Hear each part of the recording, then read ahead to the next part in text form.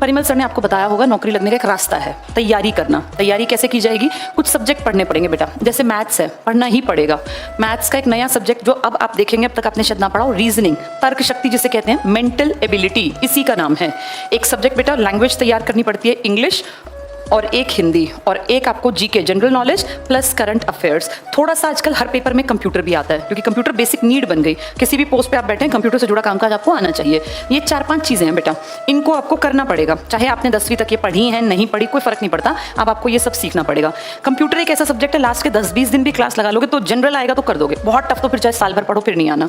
इन पे थोड़ा सा काम ज़्यादा करना पड़ेगा, क्योंकि ये थोड़े से फैले हुए सब्जेक्ट हैं। अब जैसे मैंने जीके लिखा, जीके का मतलब जी और के नहीं है, जीके का मतलब है history, political science, geography, economics, biology, chemistry, physics, ये सारा जीके है। और करंट अफेयर्स में अब साल भर में क्या चल रहा है, जैसे आजकल तुम अखबार अगर पढ़ते हो, एशियन गेम्स रोज न्यूज़पेपर में आ रहे हैं, पता चला तुम लोगों को? कहाँ हो रहे हैं एशियन गेम्स?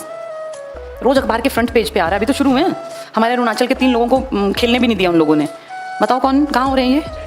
कहाँ पर? चाइना तो बहुत बड़ा है, वो अलग अलग नाम दे देंगे। ग्वांगजू, एक शहर का नाम है ग्वांगजू, वहाँ पर हो रहे हैं गेम्स। एशियन गेम्स में ना हम हमेशा टॉप 7, 8, 5, 6 में आ जाते हैं, इसलिए भी इंपॉर्टेंट है। एशियन गेम्स का मतलब वो देश जो एशिया कॉन्टिनेंट में, एशिया महाद्वीप में वो खेलते हैं एक साथ, उसमें हम भी आते हैं, चाइना भी आता है, हमारे अड़ोसी पड़ोसी एशिया का मैप पे तुम्हें पता ही होगा कॉन्टिनेंट, वो सारे देश खेल सकते हैं उसमें। ताकतवर देश भी आते हैं, चाइना, जापान भी तो एशिया में है। हम भी, हम 6ठी से 8वीं 9वीं पोजीशन तक हर बार कहीं ना कहीं स्टैंड कर जाते हैं। देखो इस बार कहाँ स्टैंड करेंगे। तो ये करंट अफेयर्स की बातें हैं। अभी G20 का आपने देखा, G20 का मेन सम्मेलन अपने यहाँ दिल्ली में हुआ ना, उसके ऊपर क्वेश्चन आ जाएंगे। फिर कनाडा के साथ हमारे रिश्ते थोड़े खराब से हो गए, उस G20 के बाद से आप लगातार पढ़ रहे हो। ये करंट अफेयर्स है बेटा, ये रोज रोज बदल सकता है। कहीं का राज्यपाल बदल गया, कहीं का PM बदल गया, कहीं का राष्ट्रपति। इसके लिए अखबारों पे थोड़ी सी पैनी नजर रखनी होती है। ये चीजें बदलती नहीं है। ये हिस्ट्री पूरी, अब जैसे अकबर कब था, उसने क्या नीति चलाई, ये सब तो हमेशा एक जैसा रहता है, ये बदलता रहता है। ठीक है, इन सबको पढ़ना पड़ेगा। मैं जीके में आपके साथ जो है कुछ सब्जेक्ट पढ़ाऊंगी।